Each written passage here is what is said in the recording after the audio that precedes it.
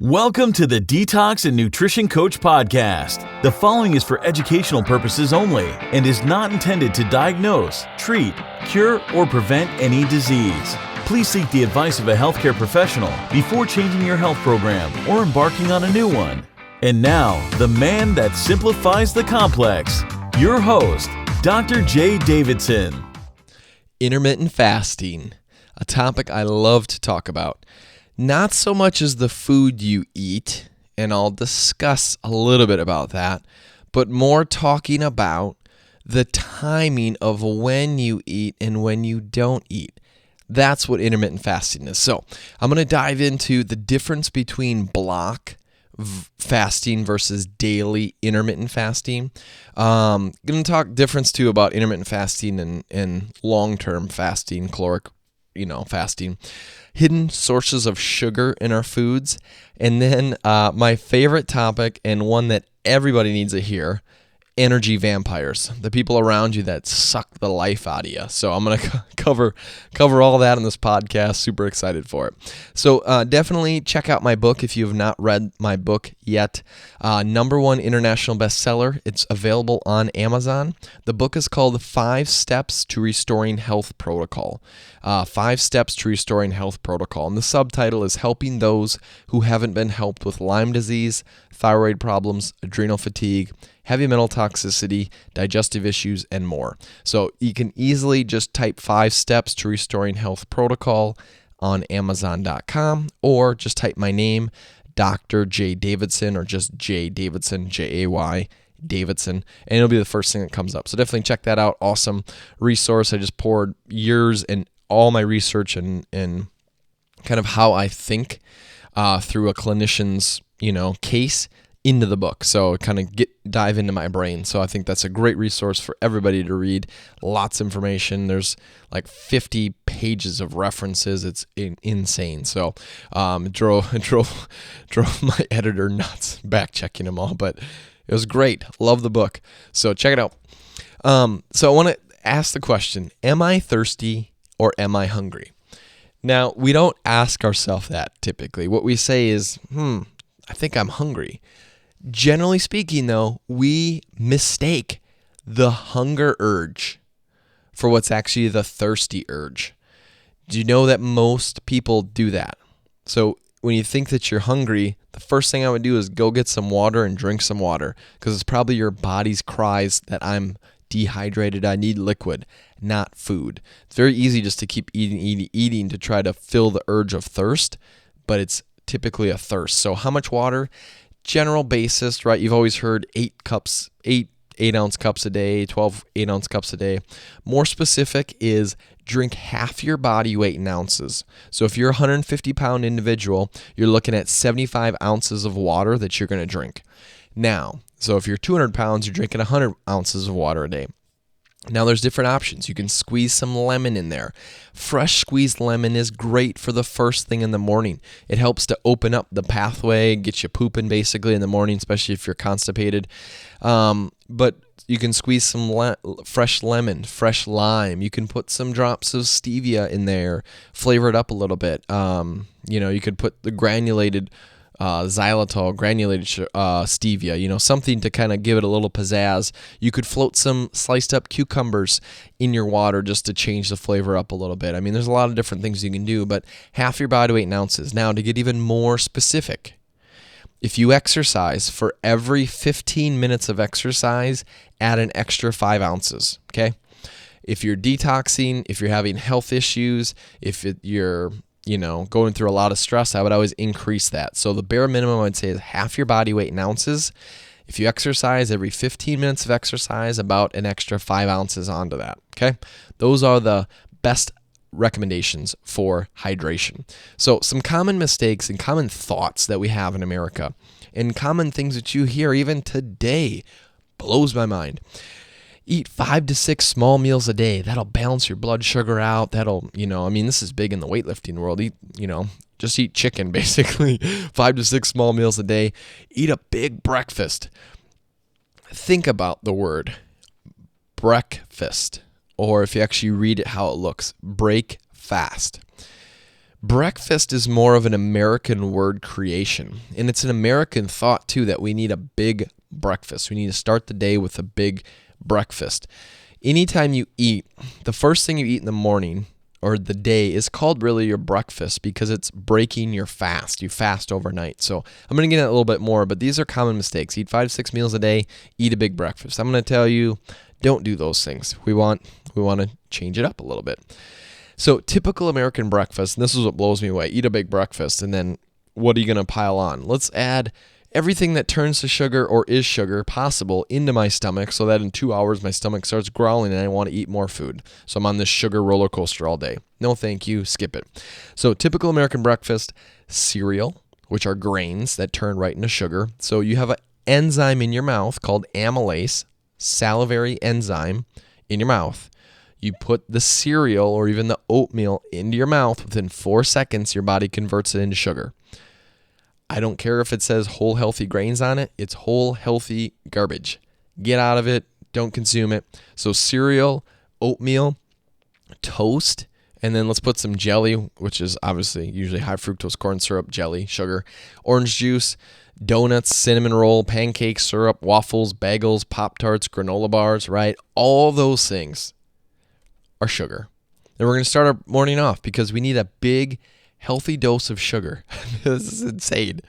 Crazy talk. So whenever you find yourself on the side of majority, as Mark Twain said, pause, reflect, and just go the other direction. And that's what we're going to do on the show, is we're going to go the other direction. We're not going to follow this. But this is where sugar comes from. So sugar obviously comes from glucose, sucrose, fructose, lactose. You've got maple sugar, maple syrup, sugar cane, cane juice, corn and corn derivatives. So corn syrup, high fructose corn syrup, which has been shown to 50% of the samples have had mercury in them when they test them, high fructose corn syrup. Corn oil, cornmeal, cornstarch, dextrose, MSG, xanthan gum, maltodextrin. When you're reading labels and you see any of these ingredients on the label, your first thought should be, that's sugar. So if it doesn't say sugar on the label, but it says any of these other things, that's sugar. Grains. This is always when people get annoyed at, well, if I don't eat grains or my oatmeal, what am I going to eat for breakfast? That's why you're listening to this podcast or watching this podcast. Wheat, rice, whether it's brown or white, oats and barley, they all are grains, meaning they all turn to sugar. So we want to eliminate sugar. We don't want to be a sugar burner. We don't want to be the roller coaster. We want blood sugar levels stabilized. We get that through fats. F-A-T-S, fats, healthy fats, not from sugar or things that turn to sugar. So we want to stay away from that stuff. Intermittent fasting versus long-term fasting. There's more research on long-term fasting, caloric restriction, right, calorie restriction, than any other way to lose weight. That's where the research is poured into. But a lot of criticism has come into the fact that when you restrict calories, you're losing nutrients, you're losing muscle loss, right? You're nutrient depleting. And I always think of it this way. You're robbing Peter to pay Paul. You can only restrict calories so long before your body's like, I need more calories. Long-term fasting, not the solution. Now, intermittent fasting is different. And there's two forms of it, block versus daily. But intermittent fasting removes this problem. It spares your muscle. It maintains nutrient levels. It positively affects hormones involved with weight loss. And it actually helps to renew your brain cells. It does this through a few different hormones, which I'll get into a little bit. Leptin, insulin, and ghrelin. Intermittent fasting. That's what I love. Not long-term fasting, intermittent. So here's some benefits of it. Heals your gut. It seals up the tight junctions. So think of your gut. You've got these junctions that allow things to get through. If they're too wide open, undenatured proteins, bad things get through. You get autoimmune. You get all kinds of reactions. Tight junctions, boom, they seal up. So intermittent fasting helps to seal up that gut, helps to heal the gut. It downregulates inflammation. If you're dealing with pain, problems, inflammation, health issues, intermittent fasting or doing fasting is one way that you can positively downregulate inflammation quickly. Love intermittent fasting. Helps hormones. Growth hormone increase in women. Get this, 1,300%. People inject this stuff illegally, and you can just do this. You can get this naturally through intermittent fasting. Growth hormone increase 1,300% women. Get this, guys, 2,000% in men. Growth hormone. And no, the females don't have to worry about turning into guys when you intermittent fast. That's not how it works. So one of the key things, though, about intermittent fasting, and the reason I love it from the hormonal perspective, is it not only helps growth hormone, but intermittent fasting helps you become more responsive, receptive, sensitive to the hormones. Think of this. If I'm driving in the car and let's say I'm driving a taxi. I'm Uber, right? Lyft. I'm driving my Lyft car. Somebody's in the back seat and they're telling me where to go. They say, turn left up here, Dr. J, when you get to the yellow building. Great. Now all of a sudden I put earmuffs on and they start talking to me. They're talking, but I can't hear it. Or I crank the music up loud. I can't hear what they're saying. Think of them talking right in the back seat, that Lyft, the Uber, right, the taxi driver. Think of that passenger talking. That's the hormones in your body. But think of you, the person driving, trying to listen. That's the receptor. It's not always the fact that you're lacking hormones. It's the fact you can't hear the hormones. It's a receptor issue, becoming more sensitive. Intermittent fasting helps this. And then also it switches you from a sugar burner, right, always needing something to try to keep the sugar going, turns you into a fat burner. This is where the 5 to 6 small meals a day fits in. Is it basically maintains you to be a sugar burner. It maintains levels okay, but you're sugar burning. You don't want to be stuck into that. You want to be a fat burner. So one kind of intermittent fasting is block intermittent fasting. It's where you say, you know what, I'm going to take a few days, right? 1 day, 2 day, 3 day, 4 day, longer than that. And all I'm going to do is I'm going to, restrict my calories to 500 to 600 calories, or even less than that, right? Maybe I'm just going to drink bone broth for 4 days straight, and I'm not going to hardly have any calories at all. That's a block intermittent fasting. Now, I will say block intermittent fasting has a time and place. It's typically harder for people, though. But when you look at the healing benefits of fasting, day 3 starts the healing benefits. The first 2 days, you're not getting a lot of healing benefits. And it's usually when you feel like crud too. Day 1 and 2. Day 3 is when the healing benefits start happening. Day 4, you're like in full-fledged. So if you're going to do a block intermittent fast, instead of just picking 2 days, I would try to go 4 days. So maybe do that once a month, right? If you're going to block intermittent fast. Now, another kind is daily intermittent fasting. And I think this is an easier place for most people to start with and to more do it, as the word says, on a daily basis. Now, you don't have to do this every single day, but you could take a few days a week where, hey, I'm going to do this, right? Or maybe pick 1 day a week that you're going to start with, or pick a couple days a week. Maybe on Monday and Tuesday, because it's really crazy at work, I'm going to do this just so I save time enough to prepare food. So daily intermittent fasting. You have 24 hours in a day, right? You're going to eat only within a 6 to 8 hour window. That means for 16 to 18 hours, the rest of the day, or that 24-hour period, you're not eating. The not eating allows the gut to heal. Now think about this. Anytime that you put food in your body, your digestive tract has to work.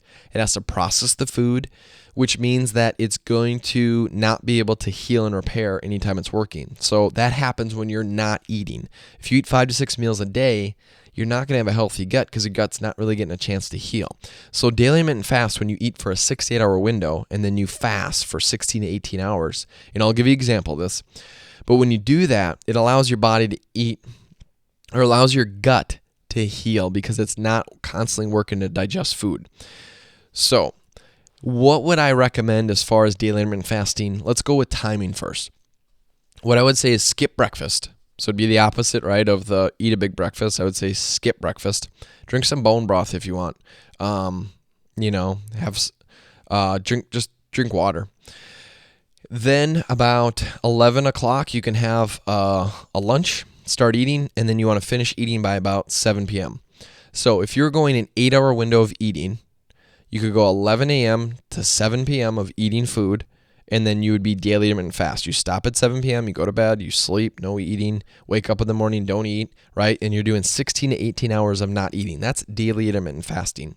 Now, if you get better at this, you can tighten that window. You could do noon to 6, right? You can change it as much as you want. Now, the reason I would say why skip breakfast and not dinner, when you eat a big meal, Your digestive tract works. Your parasympathetics kick in. You get tired. You want that to happen in the evening when it's time for bed. You don't want that to happen first thing in the morning. In the morning, your body usually likes to go number 2. You usually like to poop in the morning.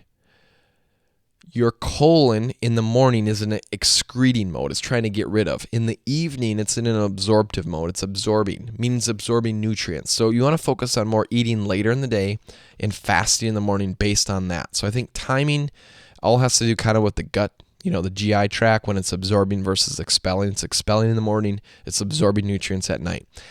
Now, how much food should you eat when you're eating it? I never like to use the calories, but in this example, I'm going to use the calories. Let's say you eat 2,000 calories a day. If you daily intermittent fast, you still need to consume 2,000 calories, but within that 6 to 8 hour window, not all day, 6 to 8 hours. That means that your meals are typically going to be bigger.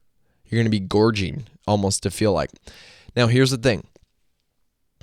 You start daily intermittent fasting and you say, well, I'm really not that hungry, so I'm just going to have a light little salad. Don't do that. You need to gorge to tell your body that you've got nutrients so that when you're intermittent fasting, basically if you intermittent fast and you get into a fat burning mode and you're not hungry and you don't eat, then you're telling your body you're in starvation mode because you're not consuming food. If you fast and then gorge and give your body a bunch of nutrition and then fast and then gorge, the body knows, hey, burn all the fat you want. I'm going to be gorging before you know it here. But if you don't eat enough, if you don't eat the 2,000 calories within that 6 to 8 hour window, then your body's going to think it's in starvation mode. Starvation mode is not a good thing. Starvation mode is when your body starts conserving fat. Bad stuff. So timing of intermittent fasting is important for daily. The amount of food that you eat is important. You still want to eat the same amount, but just in a shortened window. And what foods you eat is important too, because if you eat foods that are sugar-based, foods that turn to sugar, if you eat grains and things, you're going to completely mess up the daily intermittent fasting. So you still need to consume good food. You still need to consume high amounts of fat, moderate protein, low carb. You still want to do that. You want to stay away from grains in the daily intermittent fasting. So those are the most common questions. Those are the most common problems that I see with daily intermittent fasting. And just start somewhere, right? Say I'm going to start eating food at 10 a.m. and be done by 7 p.m. and then push it to 11 a.m. and be done by 6 p.m. Right? I mean, you can just kind of incrementally shorten that window and work yourself into daily intermittent fasting. So intermittent fasting improves hormone receptors, right? Takes the earmuffs off so that you can hear the hormones that are in your body. A lot of times it's not, I don't have enough hormones. It's the fact that your body can't hear the stinking hormones. It can't hear the leptin. It can't hear the ghrelin. Ghrelin's what basically tells you you're hungry. Leptin's what tells your body to burn fat. When you intermittent fast, you help these hormones. You signal to your body to become a fat burner. You listen to leptin to burn fat. You also help to regenerate brain cells. The brain is the organ that runs every single thing in the body. If you heal the brain, you're healing the body. Intermittent fasting does this. It's also been shown to help with asthma and breathing. Asthma is an autoimmune case, autoimmune symptom, autoimmune condition. Autoimmune has to deal with a three-legged stool. If you pull any leg out of the stool, you're going to trigger an autoimmune condition. The three legs are leaky gut, the gut, stressors, and this could be physical, chemical, mental, emotional stressors, divorce, car accident, death of an individual, chemical exposure, right? Those are stressors. And then the third one is genetics, but it really has to do with the expression of our genes, which should be more correctly termed epigenetics, right? So like turmeric will trigger genes that will turn genes on and off positively in the body. Methylation, right? The methylcobalamin, hydroxycobalamin, the folate, the natural folate, like the 5-methyltetrahydrofolate, those things will positively impact our genes to trigger genes, the bad ones off and the good ones on. Asthma is an autoimmune condition, three-legged stool. If you have a leaky gut, if you have stressors or genetics turned on, that'll trigger an autoimmune condition. You fix an autoimmune condition the same way it's triggered. You fix the legs of the stool. So if you have a leaky gut, you fix a leaky gut. One of the ways you can fix a leaky gut is by fasting or intermittent fasting. This is the connection between fasting and helping asthma. In this study, a few years ago, Professor Madsen showed fasting every other day had a dramatic effect on people with asthma. The people in the study lost 8% body weight and dropped inflammation markers by 90%. 90% inflammation markers dropped by. Inflammation marker would be something like high reactive C protein, right? Now that's prominently promoted for cardiovascular, but it's a general overall body inflammation marker. So fasting helped to drop that. So really love intermittent fasting. I think it's something just to begin with. I love coconut oil and I love MCT oil. MCT is basically derived from coconut. Sometimes it's derived from palm kernel seed. I like it from 100% coconut personally, but MCT oil, MCT stands for medium chain triglycerides. So medium chain triglycerides are found in coconut oil. If you buy an MCT oil, and I would always get one that's like 100% from coconut personally, in a glass bottle, because you don't want plastics, phthalates and stuff leaking in and doing the phytoestrogen and messing up your hormones. But so glass bottle and 100% from coconut, that's my favorite. Medium chain triglycerides, MCT, there's 8 carbon chains, there's 10 carbon, and there's 12 carbon. Usually the smaller the better. So the one that we've got on our shopping cart, shopvibrantlife.com, it's MCT oil. It's from 8 carbon and it's from 10 carbon. So it's 55 to 65% 8 carbon, and it's 35 to 45% 10 carbon. Medium chain triglycerides in a glass bottle, 100% from coconut. Hence why we decided to carry that. So I like that. Now, what I would do with MCT, if you've never consumed MCT oil before, do not start with a lot. Your body's not going to be used to it. You're going to get the poops and have to be run into the bathroom. So, this is the unfiltered, unedited version. Start with a teaspoon with some food. Consume it, right? You can put it on salad dressing. You can put it in smoothies or shakes. I mean, you can put it in anything. But start with like a teaspoon and consume something with it. Never take an empty stomach.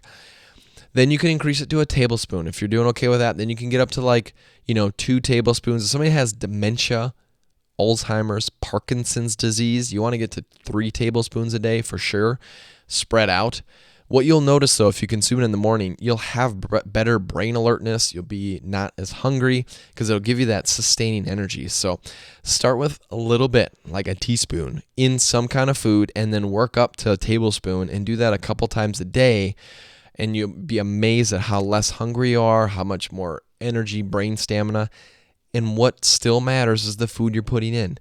If you are consuming grains and sugars, you gotta scratch that stuff. You're not gonna get the same benefits intermittent fasting, incorporating the medium chain triglyceride oil. If you don't have MCT oil, you want to order it, take some coconut oil. It doesn't have quite the same amount, per teaspoon, tablespoon, because obviously MCT is concentrated, but coconut oil is great. Just get the organic, extra virgin, the cold pressed stuff and consume some of that. But again, if you're not used to consuming fats, because we come from a low fat perspective in America, and really we need to reverse that, right? Mark Twain, anytime you find yourself on the side of majority, it's time to pause and reflect, and I'll say, go the other direction. So we don't want low fat, we want high fat.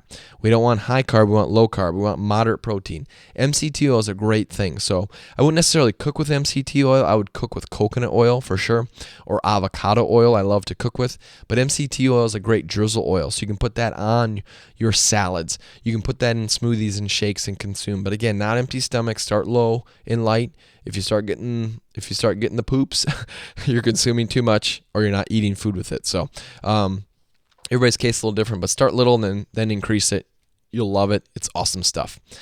Last topic I want to talk about is the energy vampire. And I've got a great resource for you, so hang around. Energy vampire. Energy vampire. Energy vampire.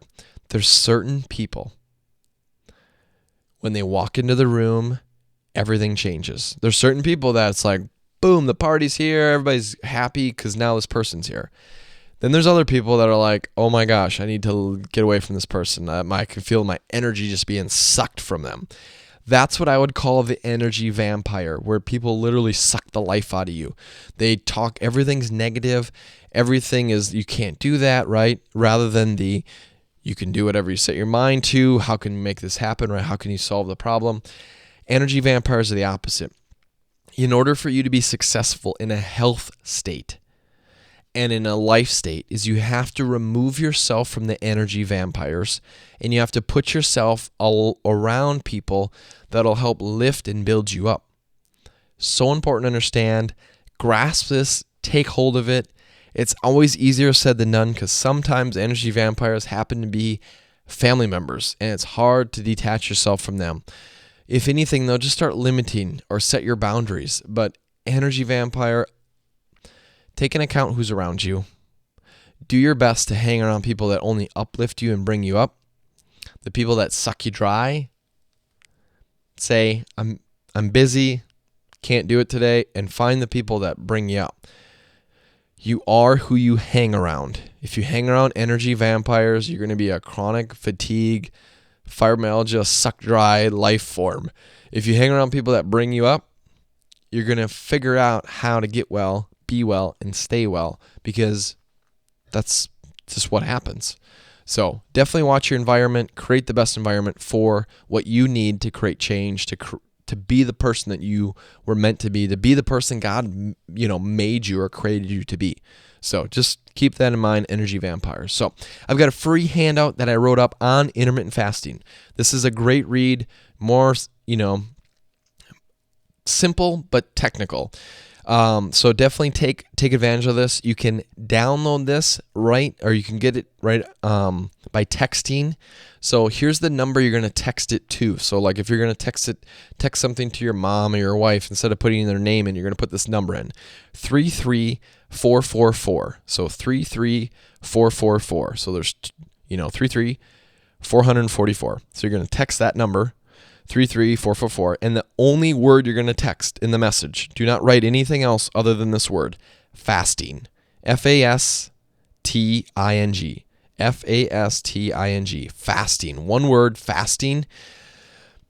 They're going to text you back and say, great, just text us only your email and we'll email you the handout. So you're going to text to 33444. The message is fasting, just one word. Then they'll respond to you and say, in your text, it'll say, text your email and we'll get you your intermittent fasting handout ASAP. Text only your email and boom, you'll have my intermittent fasting handout right in your email inbox. Awesome. Check out my website if you haven't checked that out too, drjdavidson.com. But text, get your intermittent fasting handout. Be blessed, and we'll see you on the next podcast. Thank you for listening. If you enjoyed this episode or found it valuable, please leave positive feedback, as it will get the message out to those searching for answers to their health issues. You can find more information and resources at drjdavidson.com. That's DRJAY Davidson.com. drjdavidson.com.